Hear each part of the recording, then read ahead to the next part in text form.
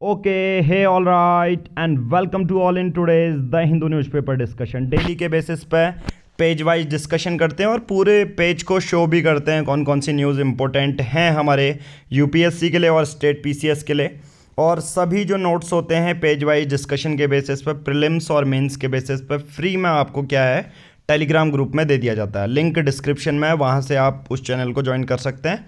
तो बिना time waste कीजिए इसको हम आगे आज हम करेंगे 23 फरवरी प्लस 24 फेब के एक साथ पूरा एनालिसिस। देखिए, आपको हिंदू न्यूज़पेपर पे ज़्यादा टाइम नहीं लगाना, आपको करंट के लिए एक मैगजीन फॉलो करनी है, एक न्यूज़पेपर, राइट। चलिए पहले पेज में देख लेते हैं। देखिए पहले पेज में जैसा कि हमारा फॉर्मेट ही ऐसा है कि हम हर एक पेज को शो करते हैं और कौन सी नहीं पढ़नी है ये भी बताते हैं। सबसे पहले पेज में देखिए ये वाला नहीं पढ़ेंगे, एडमिट ऑनली। पॉलिटिकल और क्रिमिनल न्यूज़ को पूरी तरह अवॉइड करेंगे। ये दिल्ली में जो एमसीडी के इलेक्शन हो रहे हैं, म्यूनसिपल के इलेक्शन हो रहे हैं, उससे रिलेटेड है, ये कुछ नहीं है, ठीक है, ये कुछ भी नहीं है। मेडिकल कोटा दिया जा रहा है सरकारी स्कूलों में मध्य प्रदेश में, कुछ बात नहीं है जो हमारी काम की है। हमारी काम की एक बात ये है, सुप्रीम कोर्ट ने रिफ्यूज़ किया to stay election commission order giving Sena name to Shinde. देखिए बहुत बड़ी बात है। सबसे पहले मैं आपको क्या करता हूँ, एक सबसे पहले स्टोरी पर ये आते हैं। देखो होता क्या है, महाराष्ट्र में बाला साहिब जो ठाकरे हैं उन्होंने शिवसेना बनाई। शिवसेना एक पॉलिटिकल पार्टी है। अब होता क्या है, जो एकनाथ शिंदे हैं एक नए व्यक्ति हैं, सोचो उन्होंने अभी महाराष्ट्र में अपनी सरकार बनाई है। तो एकनाथ शिंदे के जो एमएलए हैं सपोर्ट में वो 40 से ज़्यादा एमएलए हैं, 13 से ज़्यादा एमपी हैं। तो एकनाथ शिंदे ने कहा कि जो शिवसेना का सिंबल है, पार्टी सिंबल है, वो मुझे मिल जाना चाहिए। साथ ही सिंबल जो एरो का है, धनुष बाण का, बो एंड एरो का, और पार्टी का नेम जो है हमें मिल जाना चाहिए। इस पर इलेक्शन कमीशन ऑफ इंडिया ने ये देखा कि एकनाथ, तो सोचो ये फैमिली ट्रे है। उद्धव ठाकरे अभी अपोजिशन में, सोचो उनकी सरकार अभी नहीं है, अभी एकनाथ शिंदे की सरकार है। पर वैसे हक किसको जाता है? उद्धव ठाकरे को, क्योंकि उनके पिताजी ने ही शिवसेना की जो पॉलिटिकल पार्टी है उसकी फॉर्मेशन की थी। अब एकनाथ शिंदे की सोचो पूरी पार्टी को शिवसेना का एक तो नाम मिल गया, दूसरा उसका सिंबल मिल गया। ऐसा क्यों हुआ? क्योंकि 40 एमएलए प्लस 13 से ज़्यादा जो सांसद हैं वो एकनाथ सरकार के फेवर में है। तो इसके चलते हुए इलेक्शन कमीशन ऑफ इंडिया ने एज़ पर मेजॉरिटी रूल के बेसिस पे क्या किया, एकनाथ शिंदे की सरकार को शिवसेना का सिंबल और शिवसेना का नाम दे दिया। अब इस पर जो उद्धव ठाकरे हैं, ठीक है, महाराष्ट्र के पुराने चीफ मिनिस्टर हुआ करते थे, उन्होंने ये बोला कि सुप्रीम कोर्ट के पास गए कि भाई साहब ये तो गलत हुआ, पर सुप्रीम कोर्ट ने उनकी पिटीशन जो है रिफ्यूज़ कर दी है। इलेक्शन कमीशन के उसमें कोई स्टे नहीं लगाया है। अब यहाँ पर हमारे अगर मुख्य न्यायाधीश के बारे में बात करूँ, जो चीफ जस्टिस ऑफ इंडिया हैं, अगर उनका अगर थॉट प्रोसेस जानना चाहें इस पूरी प्रोसेस में, इस पूरे जो वाक्य में ये क्या हुआ है, we can not pass an order which has the effect of staying the election commission order without hearing them. ये बहुत एक बड़ी बात कर दी है। इन्होंने बोला है कि हम एक ऐसा ऑर्डर पास नहीं कर सकते हैं जिसमें हम इलेक्शन कमीशन के ऑर्डर को रोक सकें। इसके पीछे का आपको रीज़न पता है क्यों? एक सुप्रीम कोर्ट जो कि एक, मैं कहूँगा जुडिशरी लेवल पर सबसे एपेक्स कोर्ट है, उसने भी इलेक्शन कमीशन के ऑर्डर पर स्टे नहीं लगा पाई या लगाना नहीं सही समझा। क्यों? क्योंकि इलेक्शन कमीशन, मैं बोलूँगा, एक कॉन्स्टिट्यूशनल बॉडी है जिसे कहते हैं संवैधानिक बॉडी, और जो आर्टिकल 324 के अंदर आती है। इलेक्शन कमीशन सोचो कितना बड़ा है। तो इलेक्शन कमीशन काम क्या करता है? पार्टी को पॉलिटिकल सिंबल असाइन करता है, उनके नेम्स असाइन करता है, पॉलिटिकल पार्टी का नाम क्या होना चाहिए। इलेक्शन कमीशन ही कुछ रूल बनाता है कि एक स्टेट पार्टी, नेशनल पार्टी क्या होगी, कितनी होंगी, राइट। पूरे वोटर्स का रजिस्टर्ड डाटा कौन लेता है? Election commission. तो अभी एक बहुत बड़ी बात पता चली, फिर इलेक्शन कमीशन एक कॉन्स्टिट्यूशनल बॉडी है। साथ ही साथ सुप्रीम कोर्ट भी ऐसे मामले में दखल अंदाजी नहीं करती है। राइट, चलिए बात करते हैं। एक और मुझे एक फैक्ट याद आया कि अगर मान के चलो प्रेसिडेंट के इलेक्शन हो, राष्ट्रपति के इलेक्शन हो, और उन इलेक्शन में क्या हुआ, प्रेसिडेंट के इलेक्शन हो, राष्ट्रपति के इलेक्शन हो, और उन इलेक्शन में अगर डिस्प्यूट हो जाए तो फाइनल डिसीजन किसका होता है, वो सुप्रीम कोर्ट का होता है। राइट, ये चीज़ याद रखना है। ओके, चलिए नेक्स्ट न्यूज़ है हमारी रिलेटेड टू IMF। इसे कहते हैं इंटरनेशनल मॉनेटरी फंड। अभी भारत के लिए IMF का एक जो स्टेटमेंट आया है, बोला गया है कि India remains a bright spot.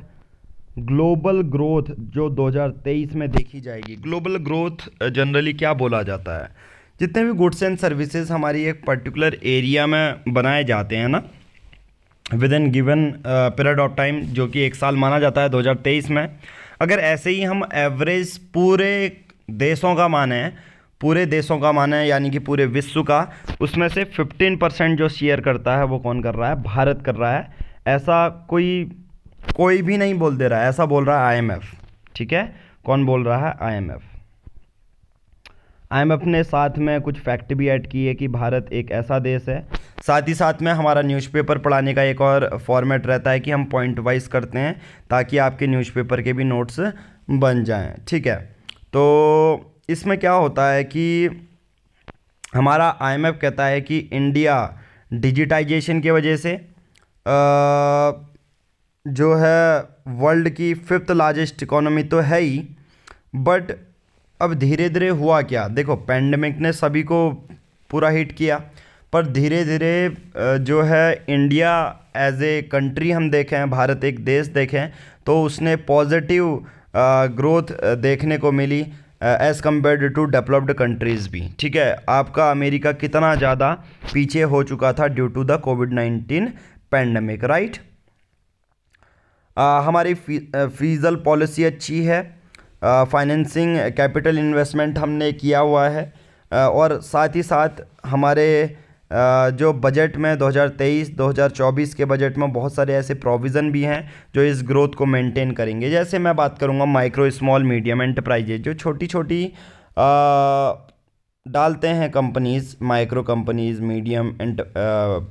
Medium और MSMEs जो होती हैं, स्मॉल एंटरप्राइजेज जो होते हैं, मीडियम एंटरप्राइजेज होते हैं, उनका हालांकि बजट तय होता है कि 2.5 करोड़ से 5 करोड़, 5 करोड़ से 10 करोड़ का इन्वेस्टमेंट है, तो इसे मीडियम बोलेंगे। उस पर अभी हम नहीं जाएंगे, पर बजट ने इस बार MSMEs जो इंडिविजुअल भी लोन दिए गए थे उनको भी छूट दी गई है।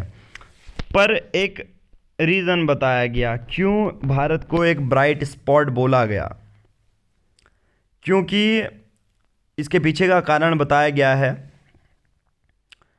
It has done really well to turn the digitalisation. समझ रहे हो कितनी बड़ी बात कह दी, it has done really well to turn the digitalisation that has been already moving quite well into a major driver of overcoming the impact of pandemic and creating opportunities for growth and jobs. सबसे बड़ी बात यहाँ पर यही बोल दी गई कि जो जॉब्स अपॉर्चुनिटी नहीं मिल रही थी थ्रू डिजिटल, यानी कि ऑनलाइन, अगर सिंपल भाषा में बोलूं कि ऑनलाइन, जैसे घर बैठे ही बहुत सारे लोगों को अपॉर्चुनिटी मिली, बच्चों को पढ़ने का माध्यम मिला, बच्चे घर से भी पढ़ने लगे थे, क्योंकि पेंडेमिक के दौरान तो सभी स्कूल कॉलेजेस जो हैं उतने सही नहीं थे। सबसे कम इम्पैक्ट पड़ा आपका सर्विस सेक्टर में। सर्विस सेक्टर बहुत तेज़ी से ग्रो हुआ। अगर मैं बारे में बात करूं, सर्विस में भी अगर एग्जैक्ट बात करूं, जो डिजिटल सर्विसेज होती हैं वो, राइट।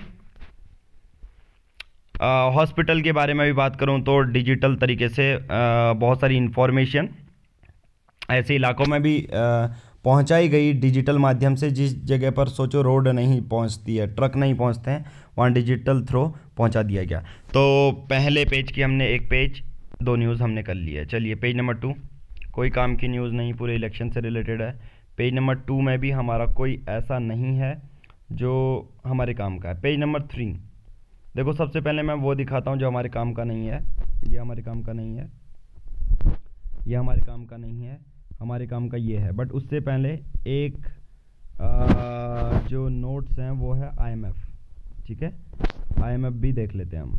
आपको जाना है टेलीग्राम एप्लीकेशन में। टेलीग्राम एप्लीकेशन सबसे पहले तो जिनने डाउनलोड नहीं किए तो डाउनलोड कर लीजिए। सर्च बॉक्स में Pankaj Bora official highlighted version plus daily के बेसिस पर जो PDF नोट्स होते हैं वो आपको मिल जाते हैं। साथ ही साथ आप सिविल योगी भी टाइप कर सकते हैं। सबसे पहले 23 फरवरी के हिंदू एनालिसिस के पेज वाइज नोट्स अगर हम देखेंगे तो सबसे पहले हम देख लेते हैं इंटरनेशनल मॉनेटरी फंड है, जिसने इतनी बड़ी बात कह दी। कौन सी बॉडी है, क्या काम करती है, ये भी तो हमें पता होना चाहिए। UPSC general studies paper 2 important international institution में ये पूछा जाएगा। IMF is an organisation working to foster global monetary cooperation secure financial stability. अगर मैं यहाँ पर ये बात करूँ, पूरे विश्व में अगर गरीबी हटानी है, ज़्यादा से ज़्यादा रोजगार बढ़ाना है, तो उसके लिए एक डेडिकेटेड बॉडी है, एक ऑर्गेनाइजेशन है जिसे IMF बोला जाता है। पूरे विश्व में फाइनेंशियल स्टेबिलिटी, जिसे वित्तीय मैं कहूँगा स्टेबिलिटी, डामाडोल नहीं होनी चाहिए अर्थव्यवस्था किसी भी इकोनॉमी किसी भी कंट्री की, तो उसको पूरा इंश्योर करता है। मैं सिंपल भाषा में कहूँ तो गरीबी को कम करना, रोजगार को ज़्यादा बढ़ाना, वो IMF का काम है। 1945 में ये बनी थी। अगर आप बात करें 1945 वही वर्ष है जब सेकेंड वर्ल्ड वॉर ख़त्म होने का एंड ही हो रहा है। 1939 से 1945 तक सेकेंड वर्ल्ड वॉर चला, और सेकेंड वर्ल्ड वॉर से ये पता चल गया कि कितना ज़्यादा फाइनेंशियल इनस्टेबिलिटी आ सकती है। तो 1945 में IMF को बनाया गया, ठीक है। और IMF को अगर बात करें कितने मेंबर कंट्रीज़ हैं जो चलाती भी हैं, 189 कंट्रीज़ यहाँ पर देखने को मिलती हैं। और साथ ही साथ भारत ने कब ज्वाइन किया ये IMF को, इंडिया ने 27 दिसंबर 1945 को ज्वाइन किया। अब बात आती है कि IMF के साथ साथ और दूसरी कौन सी बातें हमें जाननी है। वर्ल्ड इकोनॉमिक आउटलुक, ये एक सर्वे है जो IMF निकालता है और पब्लिश्ड ट्वाइस अ ईयर, एक साल में 2 बार, अप्रैल के महीने में और अक्टूबर के महीने में आता है, ठीक है। तो IMF आप लोगों को पता चल गया होगा। चलिए बढ़ते हैं आगे।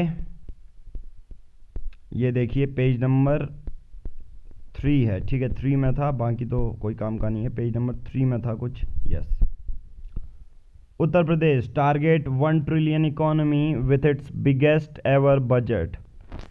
हर राज्य अपना अपना बजट हर वर्ष पेश करता है, और हम बात कर रहे हैं उत्तर प्रदेश, जो कि एक ऐसा राज्य है जिसकी जनसंख्या सबसे ज़्यादा है सभी राज्यों से। अगर भारत में बात करें तो सबसे बड़ी बात आती है कि उन्होंने ऐसा बजट पास किया है जिसमें सबसे पहले एक इन्वेस्टमेंट करवाई थी, एग्जीबिशन था जिसमें बहुत सारी बड़ी बड़ी प्राइवेट कंपनीज़ ने जो है इन्वेस्ट किया यूपी में, अलग अलग उसके ज़िलों में।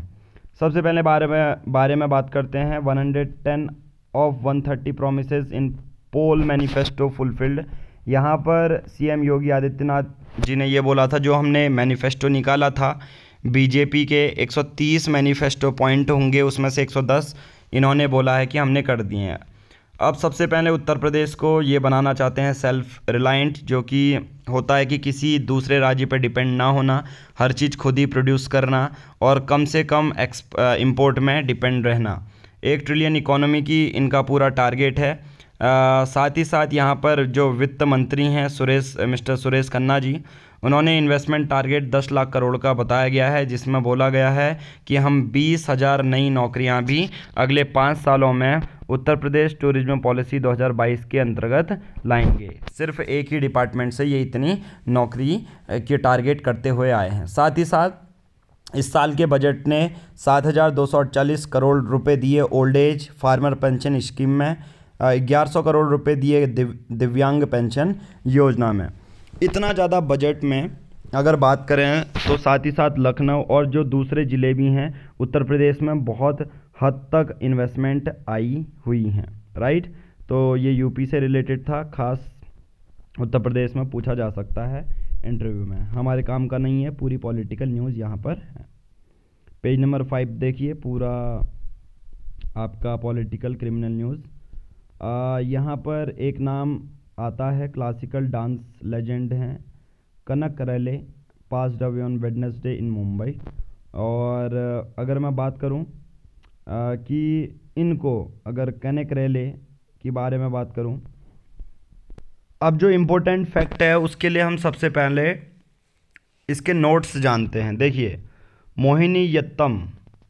मोहिनीयट्टम एक तरह से क्लासिकल डांस का एक पार्ट है और was awarded the first Guru Gopinath national Puraskaram of the government of Kerala. अब आपको मोहिनीयट्टम के बारे में आपको जानना है।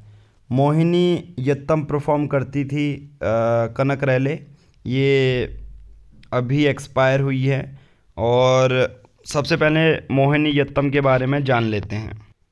देखिए, सिविल सहयोगी में आपको ये भी मिल जाएगा। मोहिनीयट्टम यूपीएससी के लिए, मोहिनीयट्टम क्या है, एक तरह से क्लासिकल डांस का एक पार्ट है जो कि ओरिजिनेट हुआ था केरल में। अब जो दूसरा है कथकली, पहला कथकली, दूसरा है मोहिनीयट्टम। और ये शब्द मोहिनी से निकला है और the feminine form of Lord Vishnu, the word means dance of Mohini. ठीक है, और जो विष्णु भगवान की फेमिनाइन फॉर्म रहती है उसे हम मोहिनी कहते हैं। साथ ही साथ एक और चीज़, ये नाट्य शास्त्र से बहुत ज़्यादा इंस्पायर है और मैं कहूँगा नाट्य शास्त्र पे के ल्यासा स्टाइल पे ये बेस्ड है। राइट, आपको बस ये जानना है, मोहिनीयट्टम एक तरह का क्लासिकल डांस आता है। आपका इसमें बहुत सारे ऑप्शन दे दिए जाएंगे बट ये एक क्लासिकल डांस है, इससे ज़्यादा आपको नहीं जानना। साथ ही साथ एक और जो केरल से ओरिजिनेट हुआ था, कथकली और आपका मोहिनीयट्टम, ये क्लासिकल डांस की श्रेणी में आता है।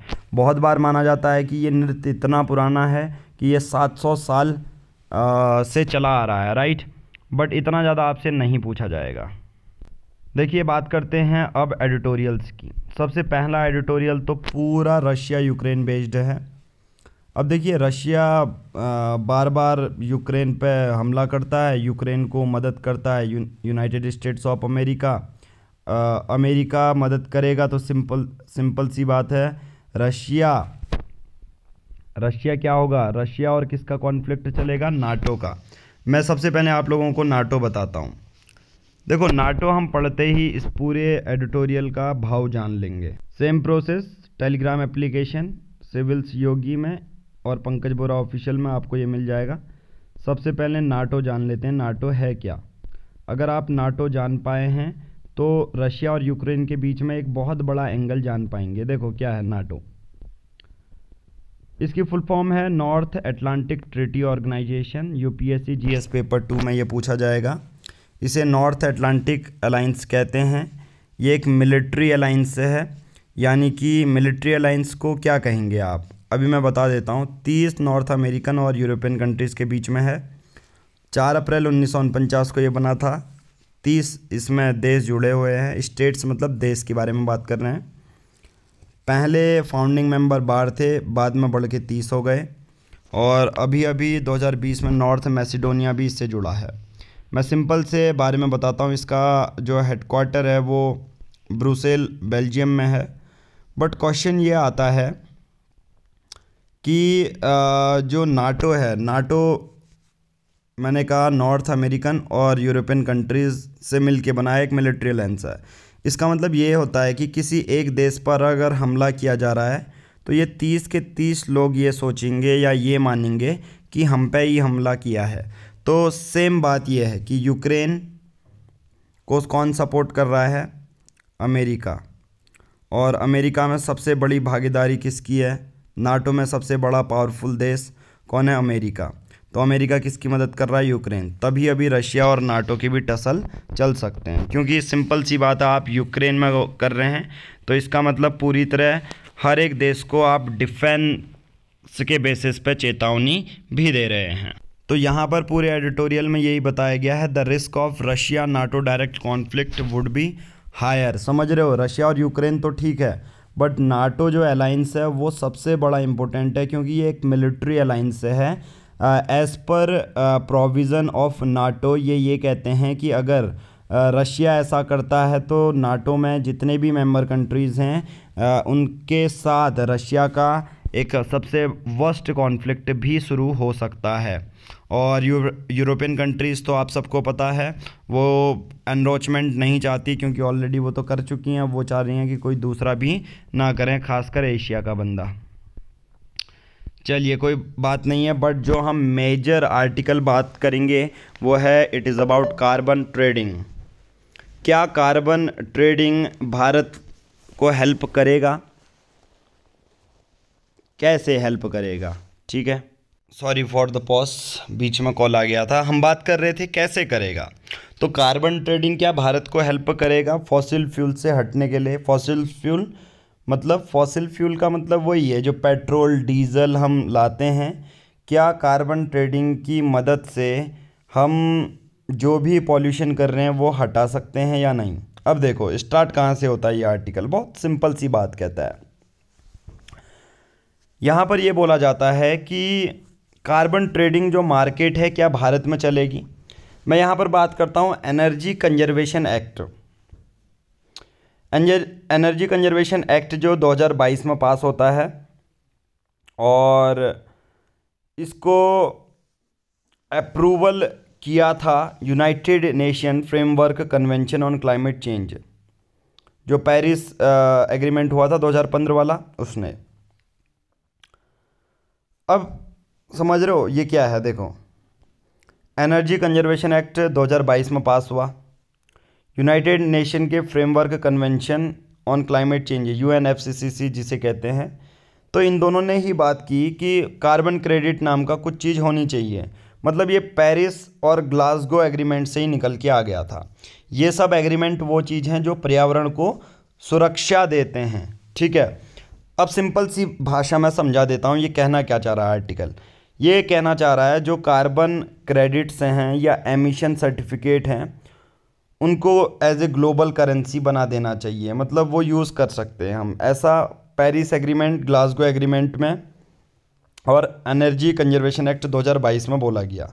कार्बन क्रेडिट्स क्या होते हैं? सिंपल भाषा में एक एग्जांपल समझाता हूँ। ए देश है अमेरिका मान के चलो, दूसरा देश बी है भूटान।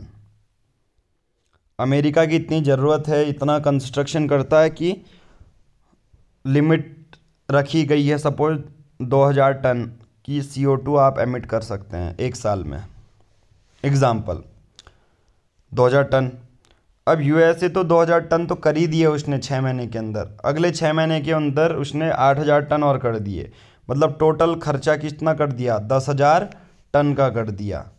पर उसकी अगर मैं कहूँगा लिमिट कितनी थी कि आप 2000 ही कर सकते हैं, तो 8000 टन तो एक्स्ट्रा कर दिया। तो भूटान क्या कर रहा है? भूटान उसने 2000 भी नहीं किया। सपोज एक भूटान है, नेपाल है, मान के चलो इन सब, और भारत ने भी सपोज 2000 टन का CO2 एमिट नहीं किया। पर ये एक मैं एग्जांपल आपको दे रहा हूँ। तो 4 देश क्या करेंगे? 2-2000 टन जो है वो किसको बेच देंगे? अमेरिका। अमेरिका उनके बदले क्या करेगा? खरीद लेगा इन 2-2000 टन CO2 कि ये एमिट नहीं करेंगे, बट इनके बदले ये भूटान में, नेपाल में, भारत में क्या करेगा? एक तो सबसे बड़ी बात क्लीन एनर्जी को इस्टेब्लिश करेगा। मतलब जो ऐसे टेक्नोलॉजी शेयर करे। तो आई थिंक अब आपको यहाँ पर से एग्जाम्पल भी पता चल गए होंगे कि कार्बन क्रेडिट होता क्या है। मैंने अमेरिका का और 4 देशों का ये एग्जाम्पल दे दिया। अब साथ ही साथ क्या कर रहे हैं, देखिए जो मैंने पूरी बात बोली ना कि अमेरिका ख़रीद लेगा भूटान से, नेपाल से 2-2000 टन CO2, साथ में टेक्नोलॉजी दे देगा। तो वैसा ही अभी क्या कर रही हैं कि यूरोपियन कंपनीज़ क्या कर सकती हैं, अपना जो एमिशन है, ठीक है, कम करके अपने क्रेडिट भी दे सकती हैं। ठीक है, alongside European Union emission trading system ETS, where government mandated emission limits on industrial sectors such as aluminum or steel plant require industries to either cut emission or buy government certified permits from companies that cut more emission than required or were auctioned by the government. वही बात मैं बोलने जा रहा हूँ कि सरकार ने क्या किया है, हर एक कंपनी, हर एक सेक्टर में, चाहे एल्युमिनियम है, स्टील प्लांट है, उनमें से बोला है कि आप कम से कम इतना एमिट कर सकते हैं। उसके बाद आपको एमिट करना है, ठीक है। उसके बाद अगर आपको फिर से अपनी मशीनें चलानी हैं, एक हद के बाद आपने पूरा एमिट कर दिया है और ज़्यादा आप नुकसान पहुंचाएंगे तो आपको एमिशन ख़रीदने पड़ेंगे, वो भी गवर्नमेंट सर्टिफाइड जो सर्टिफिकेट्स होते हैं उनको ख़रीदना पड़ेगा, ठीक है।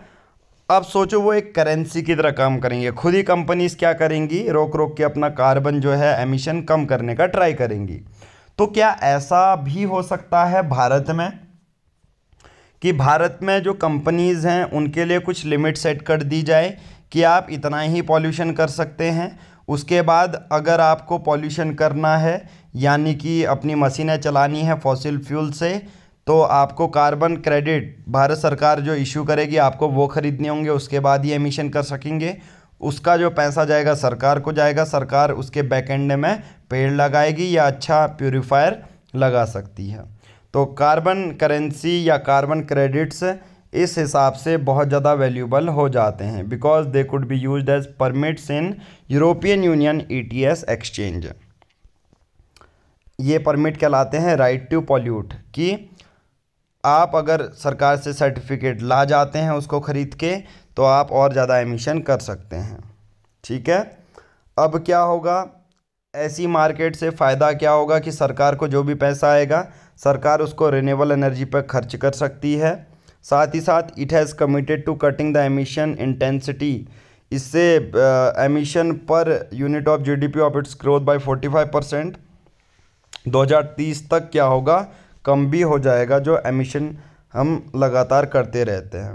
साथ ही साथ यहाँ पर वही बता रखा है कि यूरोपियन यूनियन जो कंपनीज़ हैं, इवन यूरोपियन यूनियन है विच runs the oldest emission trading scheme since 2005 से यूरोपियन यूनियन में चलती है एमिशन ट्रेडिंग स्कीम, जो मैंने पूरा बताया कि उनके लिए तय कर दो लिमिट कि इसके बाद आप खर्च नहीं कर सकते, उसके बाद आपको सरकारी सर्टिफिकेट चाहिए होंगे।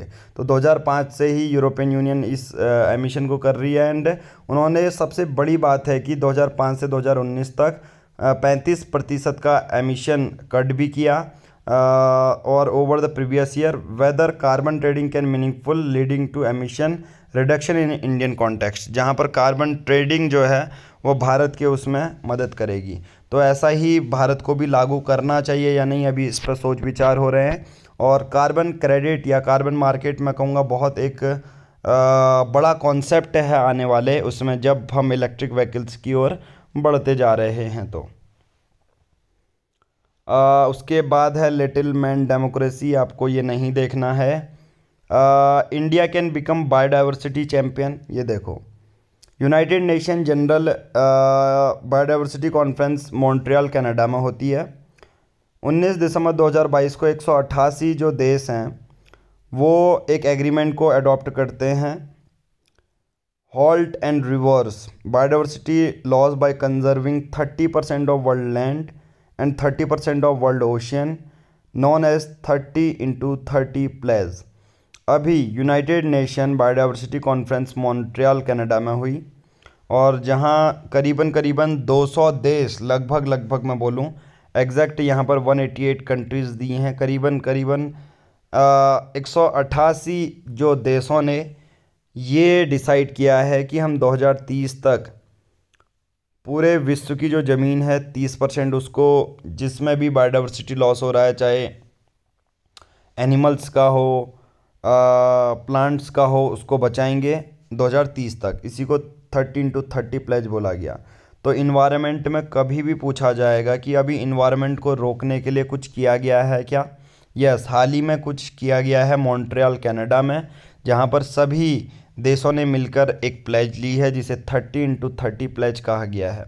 इसके अनुसार 30% वर्ल्ड लैंड में जो भी बायोडाइवर्सिटी लॉस हुआ है उसको कंजर्व किया जाएगा बाय 2030 तक, ठीक है। और 30% वर्ल्ड की भूमि और 30% वर्ल्ड के ओशियंस, यानी कि समुद्र को भी 30%, जो भी उस समुद्र में मछलियाँ होंगी उनको फिर से कंजर्व करने की बात की जा रही है 2030 तक, जो कि एक बहुत बड़ी बात है। अगर सिर्फ भारत के बारे में बात करूं तो 70% पूरे विश्व की जनसंख्या भारत में है, और 70% ग्लोबल एरिया बायोडाइवर्सिटी हॉटस्पॉट भी भारत भी है। तो क्या भारत बायोडाइवर्सिटी चैंपियन बन सकता है इन सबको कंजर्व करके? तो पॉइंट वाइज हम कर लेते हैं। इस बार के यूनियन बजट 2023 में ग्रीन ग्रोथ मेंशन किया एज ए, जो सप्तऋषि 7 पॉइंट थे उनमें से एक ग्रीन ग्रोथ भी पॉइंट मेंशन किया, ठीक है, जिसमें भारत को हो रहे नुकसान लैंड वाटर बायोडाइवर्सिटी को रोका जाएगा, कंजर्व किया जाएगा, पहला पॉइंट। दूसरा, national mission for clean India भी बढ़ाया गया, जिसके बेसिस पर हम फॉरेस्ट कवर को और जो लैंड ख़राब हुई है उसको बचाएंगे। तीसरा पॉइंट अगर मैं बात करूं बायोडाइवर्सिटी कंजर्वेशन के लिए, मिस्टी चलाया जा रहा है। मिस्टी क्या है? Mangrove initiative for shoreline habitats and tangible incomes. इसमें क्या है? इसमें मैंग्रोव्स, अगर आप 2004 की सुनामी देखेंगे जो हिंद महासागर यानी कि इंडियन ओशन में आई थी, मैंग्रोव्स के पेड़ ना होते तो जो हमारे साउदर्न स्टेट्स हैं वो और ज़्यादा जो है उनको इम्पैक्ट पड़ता, ठीक है। बट वहीं दूसरी ओर अगर मैं बात करूं जो मैंग्रोव के पेड़ हैं, ठीक है, जो मैंग्रोव के पेड़ हैं 2004 के बेसिस पे उन्होंने हमारी बहुत सारे इंडियन ओशन के साउदर्न स्टेट्स को तो बचाया, साथ ही साथ वेस्ट बंगाल को भी कंजर्व किया। किसने? मैंग्रोव्स ने। किसके इम्पैक्ट से? सुनामी के। नाउ फोर्थ पॉइंट डिस्कस करते हैं, इट इज़ अबाउट पीएम प्रणाम। देखिए पूरी स्कीम का नाम क्या है? PM Pranam, prime minister programme for restoration awareness nourishment and amelioration of the mother earth. तो पूरी तरह बात की जा रही है कि जो बायोडाइवर्सिटी लॉस है उसको किस तरह से कम किया जाए। तो 30x30 प्लेज, अगर क्वेश्चन ऐसा आता है यूपीएससी में, with respect to the term 30x30 pledge choose the correct option, तो आप डायरेक्टली इसको लगा सकते हैं कि 2030 तक 188 देशों ने विश्व के ये डिसाइड किया है कि हम 30% जो वर्ल्ड की लैंड में बायोडाइवर्सिटी लॉस हुआ है उसको कम करेंगे, उसको कंजर्व करेंगे, और साथ ही साथ जो वर्ल्ड के ओशियन हैं उसमें भी 30% का बायोडाइवर्सिटी लॉस को कंजर्व किया जाएगा, बचाया जाएगा। तो यही था। तो 4 पॉइंट हमने कर लिया। पहला प्रोग्राम मिष्टी, दूसरा प्रणाम, तीसरा national mission for green India, चौथा यूनियन बजट में भी ग्रीन ग्रोथ के बारे में बताया गया है। पांचवा पॉइंट अगर मैं बारे में बात करूं कि लोकल कम्युनिटी का इन्वॉल्वमेंट सबसे ज़्यादा ज़रूरी है, क्योंकि लोकल कम्युनिटी को पता रहता है कि उस एरिया की बायोडाइवर्सिटी को किस तरह से हम बचा सकते हैं, रेदर देन एक आदमी जम्मू कश्मीर में रह रहा है और एक आदमी अगर तमिलनाडु रह रहा है, तो तमिलनाडु की बायोडाइवर्सिटी को तमिलनाडु का लोकल लोग ही समझ सकते हैं, ना कि जम्मू एंड कश्मीर के, क्योंकि वहाँ की जोग्राफिकल लोकेशन अलग होगी, वहाँ का माइंडसेट अलग होगा। तो फिफ्थ पॉइंट सबसे इम्पोर्टेंट है कि फाइनली आपको लोकल कम्युनिटी का इन्वॉल्वमेंट बहुत हद तक ज़रूरी होना चाहिए अगर बायोडाइवर्सिटी कंजर्वेशन या बायोडाइवर्सिटी लॉस को रोकना है तो, राइट। उसके बाद पीएम स्टैक, इसका मतलब है prime minister science technology and innovation advisory council, और सरकार ने ये बोला है कि हम इसको लॉन्च कर देंगे, और इसका बेसिक मिशन क्या होगा? इसी को, बायोडाइवर्सिटी लॉस को कम करना। पेज नंबर 7 में हमारे कोई काम की न्यूज़ नहीं है, ऑलरेडी हम आई थिंक 30 मिनट का हम सेशन कर चुके हैं 23 फरवरी के लिए। और significance of the finding Khiladi कोई महत्व तो नहीं रखता, ऐसे आर्टिकल आपके पर डे आ जाते हैं। India and China hold in person after border talks after 3 year. देखिए इंडिया और चाइना के रिलेशन बहुत ज़्यादा वर्स्ट हो रहे हैं, और होने भी चाहिए अक्साई चीन में अगर आप देखेंगे, और साथ ही साथ अरुणाचल प्रदेश में जो पेट्रोलिंग एरियाज़ है, चाइना बहुत ज़्यादा डिफेंसिव अप्रोच इंडिया के अगेंस्ट ला रहा है, साथ ही साथ इंडिया भी बहुत हद तक क्या कर रहा है? डिफेंसिव अप्रोच रख रहा है। नेक्स्ट है कौन रिस्पॉन्सिबल है अगर हेल्थ केयर के बारे में बात करें, सरकार या इंडिविजुअल। यहाँ पर बात की जाती है सभी स्टेट के बारे में मेंशन है, बिहार, गुजरात, राजस्थान, तमिलनाडु, उत्तर प्रदेश, और हर एक स्टेट का बताया गया है, हालांकि इतना ज़्यादा इंपॉर्टेंट नहीं है, मैं कुछ 1-2 पॉइंट बताऊंगा इसमें से। बिहार के अगर बारे में बात करें तो ये परसेंटेज वाइज है, ठीक है, कि 80%, बिहार में 72%। देखो ओवरऑल बता देता हूँ इंडिया के बेसिस पे। अगर हेल्थ केयर में अगर कोई बोले इंटरव्यू में, सपोज यूपीएससी में आपने प्रीलिम्स क्लियर कर लिया, मेंस क्लियर कर लिया, इंटरव्यू में सपोज आपसे पूछ लिया गया कि जो भारत का हेल्थ केयर सिस्टम है, पूरा स्वास्थ्य अगर जो डिपार्टमेंट है हेल्थ सेक्टर में, अगर कौन रिस्पॉन्सिबल है ज़्यादा, तो आप कहोगे एज पर सर्वे 80% जो है सरकार को कंट्रीब्यूशन करना चाहिए, सरकार रिस्पॉन्सिबल है, बाकी 13% हम हैं। आप कहोगे हम क्या कर सकते हैं? अरे सिंपल सी बात है, कोविड-19 नहीं है तो बाजार मत निकलो ना, बिना मास्क पहने मत निकलो, ठीक है ना हो तो। ये सिंपल कह देता हूँ। और दूसरे स्टेट के बारे में बात करें तो बिहार, गुजरात, राजस्थान, तमिलनाडु, उत्तर प्रदेश का मेंशन है। अपने अपने स्टेट का देख लेना, कोई खास उतना ये आर्टिकल पढ़ने की ज़रूरत नहीं है। फिर भी मैं इंडिया का स्टेटस बता देता हूँ, इंडिया का क्या सीन है। जनरली जो हेल्थ केयर सिस्टम भारत में है तो वो प्राइवेटली मैनेज्ड है। जैसे आप देखोगे भी, सरकारी अस्पताल में जाना बहुत सारे लोग प्रेफर नहीं करते रेदर देन गवर्नमेंट हॉस्पिटल। दूसरा ये कारण है, सरकारी अस्पताल में क्या होता है कि जो स्टाफ है वो पूरा कंप्लीट नहीं है, वैकेंट सीट्स पड़ी हैं, जो एक्सपर्ट कमेटी है वो भी नहीं बैठ रही। साथ ही साथ इंडिया में अगर बात करें, देखो अगर मैं डेवलप्ड कंट्रीज़ की बात करूं, विद इन 2 किलोमीटर, मैं ये कुछ ज़्यादा ही बोल रहा हूँ, पर 2 से 3 किलोमीटर के अंदर एक हॉस्पिटल होता ही है। बट इंडिया के बहुत सारे स्टेट में अगर आप एग्जांपल ले लें उत्तराखंड का, 10 किलोमीटर जो इवन प्रेग्नेंट विमेन होती हैं या किसी को सेकेंडरी या टर्सरी कंडीशन, हेल्थ कंडीशन आ जाती है, जैसे जिसमें 2-3 मेडिकल एक्सपर्ट होने चाहिए, वो आपको इवन 20 किलोमीटर, बहुत हद तक बहुत ऐसी रेयर कंडीशन भी होती हैं जहाँ 100 किलोमीटर तक भी हॉस्पिटल नहीं मिलते हैं। तो सोचो 80%। इसलिए मैं बता रहा हूँ कि हेल्थ केयर सिस्टम सुधारना है तो वो कोई इंडिविजुअल नहीं सुधारेगा, ठीक है, वो सरकार को हॉस्पिटल बनाने पड़ेंगे जो 100 किलोमीटर की दूरी नहीं है। बेसिक आपका ये होना चाहिए कि हर यार 5 किलोमीटर के अंदर बैंक, हर 4 किलोमीटर के अंदर आपको एक अस्पताल देखने को मिलना चाहिए, अगर हमें well developed human development index भी बढ़ानी है तो, ठीक है। पेज नंबर 11 कोई काम का हमारा न्यूज़ नहीं है। पेज नंबर 12 हमारा काम का है, भीमबेटका, आपका मध्य प्रदेश में है ये। अभी यहाँ पर डिक्नोसिया फॉसिल मिला है, ये एक विलुप्त जानवर का फॉसिल है। भीमबेटका में आप सबको पता है famous for rock shelters, right, वहाँ लोग जो आदि मानव हुआ करते थे स्टोन एज के, वहाँ लोग रहने लगे थे, केव में पेंटिंग बनाने लगे थे, तो भीमबेटका में आपको ये सब मिल जाएगा। वर्ल्ड लेवल के बारे में बात करें, चाइना और Russia ties not aimed at other countries. और देखो सिंपल सी बात है, रशिया का अपोनेंट कौन है? अमेरिका, अमेरिका का अपोनेंट कौन है? चाइना। तो दुश्मन दुश्मन कौन बनेंगे? दोस्त बनेंगे। तो अभी रशिया और चाइना बहुत हद तक दोनों एशिया के देश हैं और दोनों के रिलेशन थोड़े से अच्छे हो रहे हैं, क्योंकि इसके पीछे का रीज़न है कि जो रशिया है और चाइना है वो एलाई बनने के पीछे अमेरिका एक कारण है।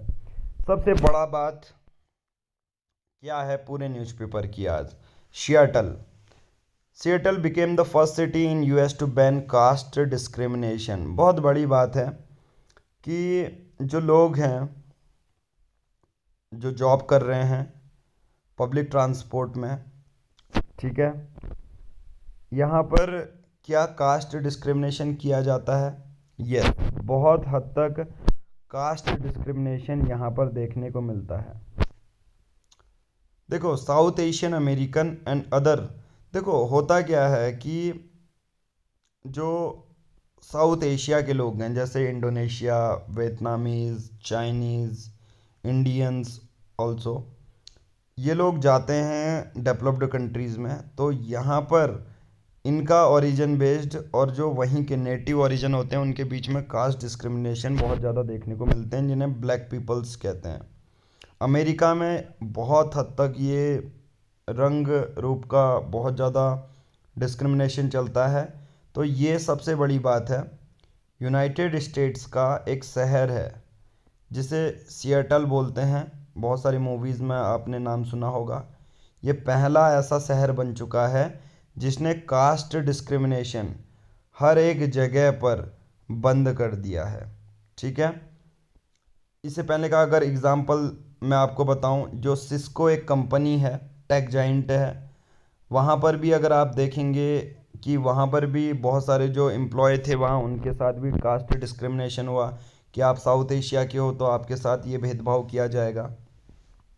और यहाँ पर ट्विटर में वहाँ के नेता ने सबसे बड़ी बात की, और इन्होंने बहुत सारे जो दलित ग्रुप के नेता हैं उन्होंने भी बोला, love has won over hate as Seattle has become the first to ban the caste discrimination. बहुत बड़ी बात है, अगर सियाटल ऐसे डेवलप्ड कंट्रीज़ में कास्ट डिस्क्रिमिनेशन को बैन किया जा रहा है तो इससे जो डेवलपिंग नेशन है वो भी कुछ सीखेंगे। खासकर मैं इंडिया के बारे में बात करूँ, रिसेंट में बहुत हद तक कास्ट डिस्क्रिमिनेशन बेस्ड एग्जाम्पल आपको देखने को मिले थे। आप कहेंगे कि सियाटल अगर बैन कर सकता है तो भारत को के भी हर शहर को बैन करना चाहिए। यूपी में बहुत बार ऐसे आते रहते हैं, इवन उत्तराखंड से भी बहुत एग्जाम्पल मिले जहाँ पर जो एक दलित कम्युनिटी है वहाँ की अगर महिला खाना बनाती है तो वहाँ के जो पेरेंट्स हैं जो मिड डे मील के लिए बच्चों को भेज रहे थे उन्होंने मना कर दिया।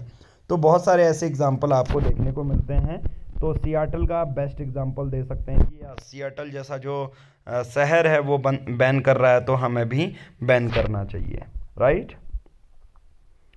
Now rupee trade facing friction as banks wary of US sanctions. देखिए, आरबीआई ने एक international trade settlement mechanism setup किया है जिसमें दूसरी कंट्रीज़ के साथ हम रूपी में क्या करेंगे, ट्रेड करेंगे। Under the sanction such as Russia, EEPC chairman urges RBI bank to work together to make the settlement process seamless. वही है, बहुत बार दूसरी कंट्रीज हम में क्या करती है,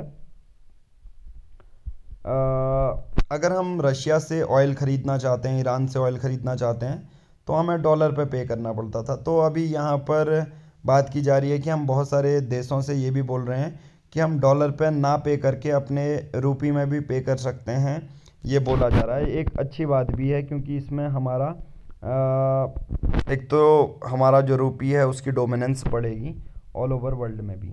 स्पोर्ट्स सेक्शन में हमारे कुछ काम का न्यूज़ नहीं है। 23 फरवरी का ये पूरा न्यूज़पेपर है, ये हम कर चुके हैं, ठीक है। इसके बाद ही अटैच कर देंगे हम 24 फरवरी का एक साथ, फिर 25 फरवरी का, फिर 26 का और 27 का, राइट। आज की इस वीडियो में इतना ही करेंगे। इसके आगे की वीडियो में हमारे नेक्स्ट जो न्यूज़पेपर है वो भी अटैच मैं कर दूंगा। Thank you, have a nice day. Now इसी को हम कंटिन्यू करेंगे 24 Feb के न्यूज़पेपर पेज वाइज डिस्कशन के साथ। नोट्स आपको टेलीग्राम में मिल जाएंगे, राइट। चलिए सिमिलर डिस्कशन करेंगे, पेज वाइज डिस्कशन। सबसे पहले पेज नंबर 1, कोई काम का नहीं, कोई हमारे काम का नहीं, ये हमारे काम का नहीं। देखिए, जितने भी क्रिमिनल न्यूज़ हैं, पॉलिटिकल न्यूज़ हैं, वो हम क्या करेंगे, वो नहीं पढ़ेंगे। नाउ देखिए हमारे काम की कौन सी न्यूज़ है, ये वाली। GST revenue hit A record of 1.5 lakh crore in January. GST revenue आप सबको पता है, गुड्स एंड सर्विसेज टैक्स, जितने भी हमारे इनडायरेक्ट टैक्स थे उन सब के बदले क्या आ गया, जीएसटी। जीएसटी अभी हमारा किन किन चीज़ों में नहीं लगता, जैसे हमारा पेट्रोल डीजल में जीएसटी नहीं करते हैं। यहाँ पर सरकार अगर इसमें जीएसटी आएगी तो मे भी सरकार को, राज्य सरकारों को वो अलग से रेवेन्यू जनरेट नहीं कर पाएंगे, ठीक है। कुछ चीज़ें हैं उस पर अभी विचार करेंगे। बट जीएसटी होता क्या है, जीएसटी एक तरह का इनडायरेक्ट टैक्स है। अब जीएसटी के लिए संविधान में एक संशोधन किया जिसे 101 कॉन्स्टिट्यूशनल अमेंडमेंट एक्ट कहते हैं, और इसके अनुसार इंडिया में जीएसटी आया था 2017 में, और उत्तराखंड पहला एक राज्य था जीएसटी को लागू किया था, राइट। तो इस बार जीएसटी जो इनडायरेक्ट टैक्सेस हमारे ऑल ओवर इंडिया रिसीव होते हैं वो करीबन भारत का 1.59 लाख करोड़ रुपए रिसीव हुआ है एक मंथ का, राइट।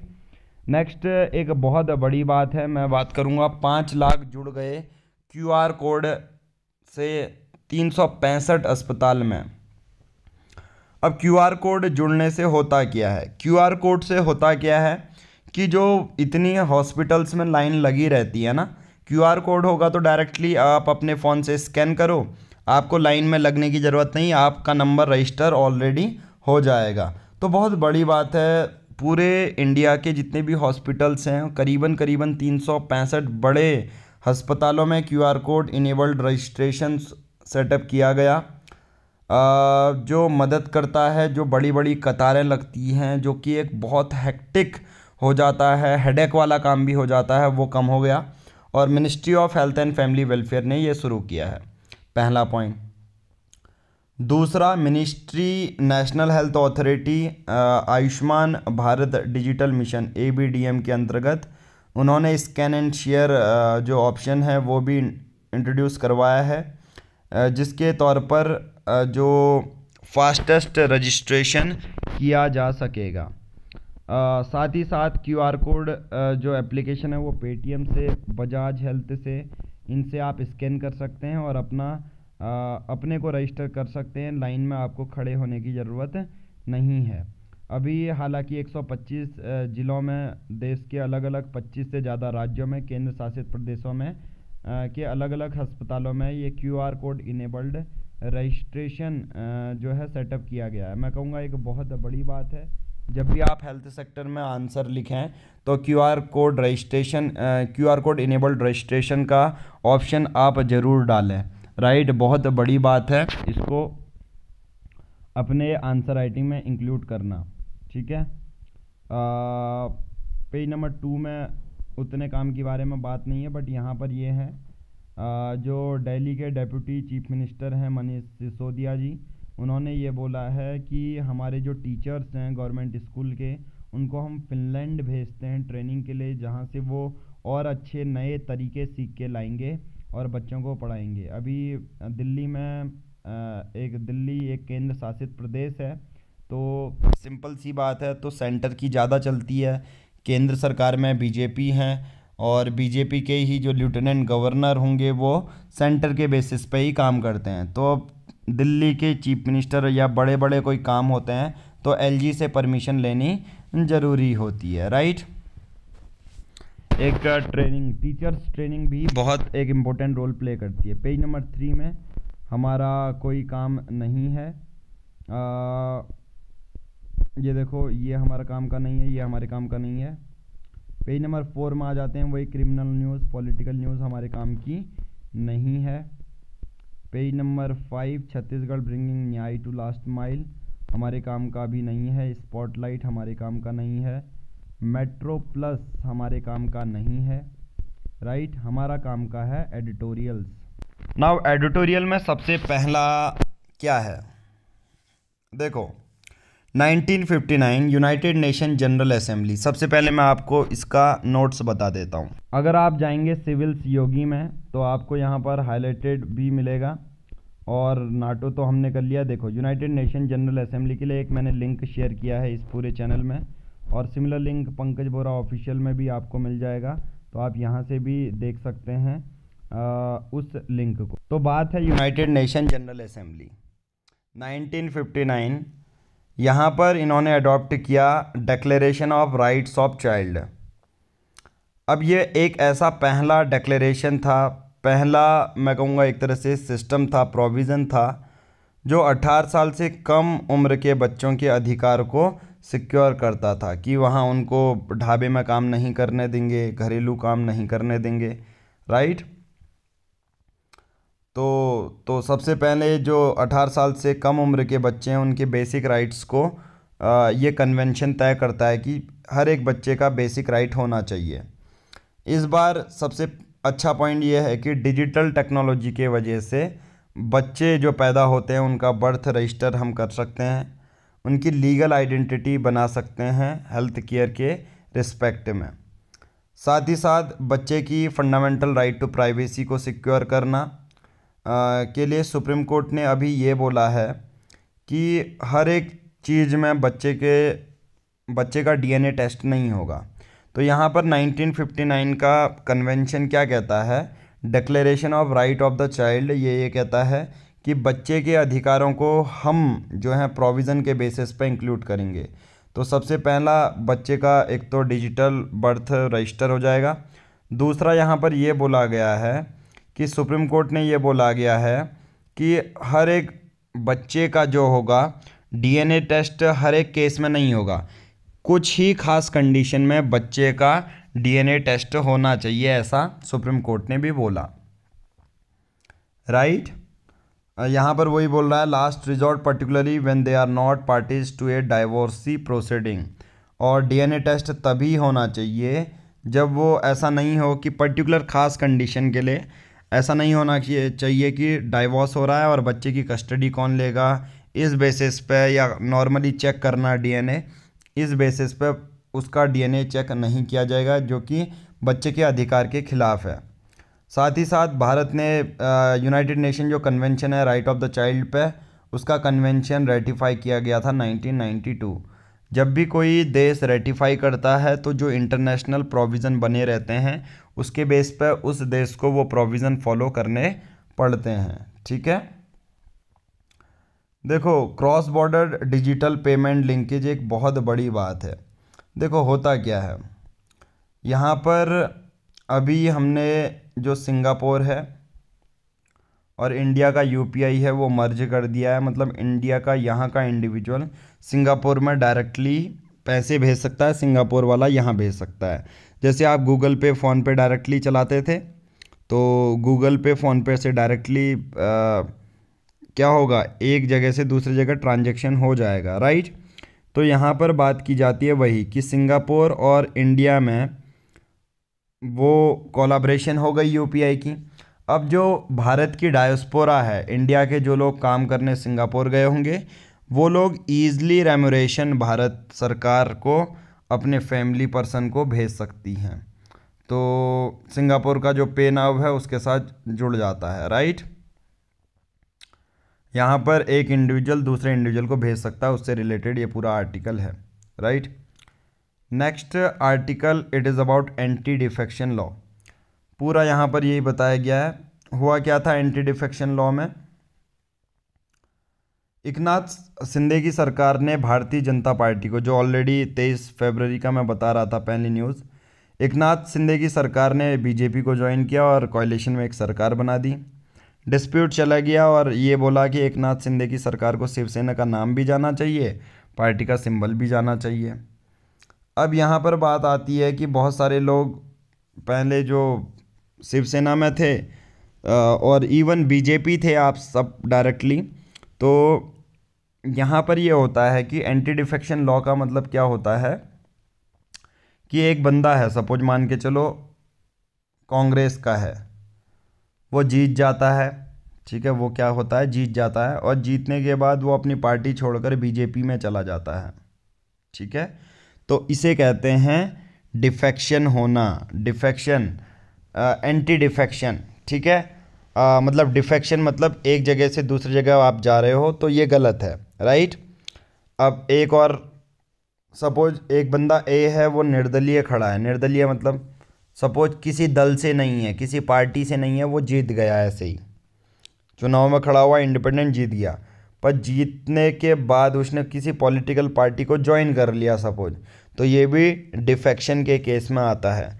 तो इन्हीं चीज़ों को रोकने के लिए इन्हीं पहले क्या होता था, 30-30 एमएलए को खरीद लेती थी दूसरी पॉलिटिकल पार्टी। तो इन्हीं चीज़ों को रोकने के लिए भारत सरकार ने 1985 में एक शेड्यूल जोड़ दिया गया संविधान में, जिसे बोलते हैं 10th शेड्यूल।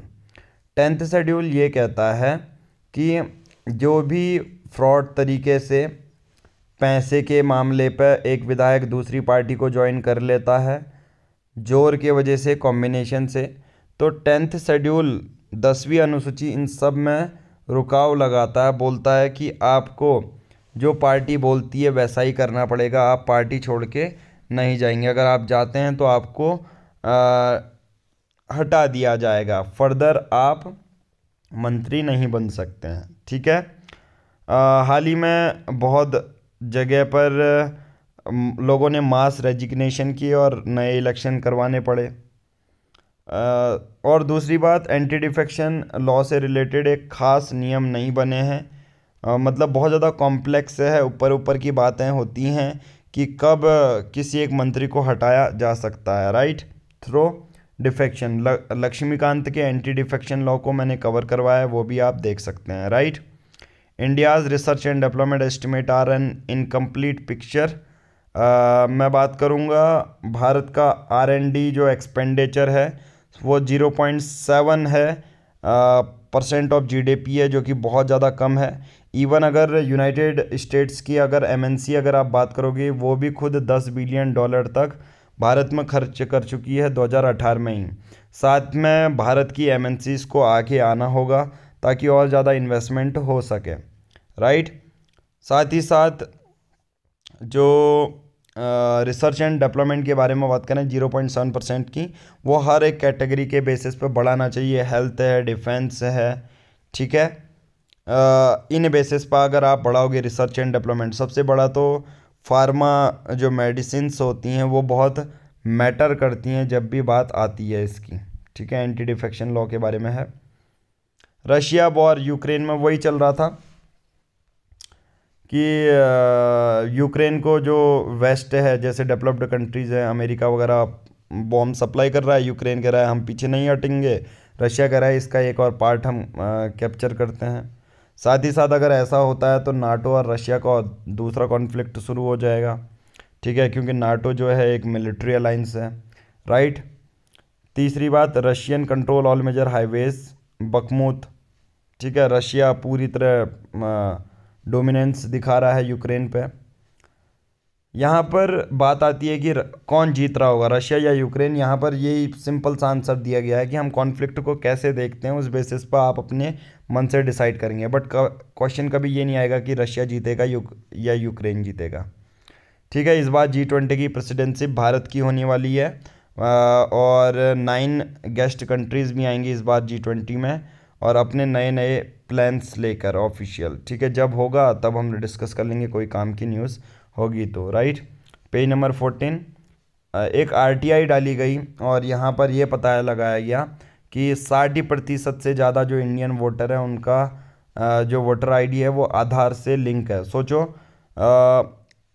60% ही है, मैं कहूँगा यार इसको 90% तक या 95% तक बढ़ा दिया जाए। इसके पीछे का रीज़न मैं यही कहना चाहूँगा कि जो बहुत बार घोस्ट वोटर्स भी होते हैं, यानी कि उनकी डेथ हो जाती है या होते ही नहीं है, उनके डुप्लीकेसी हो जाती है।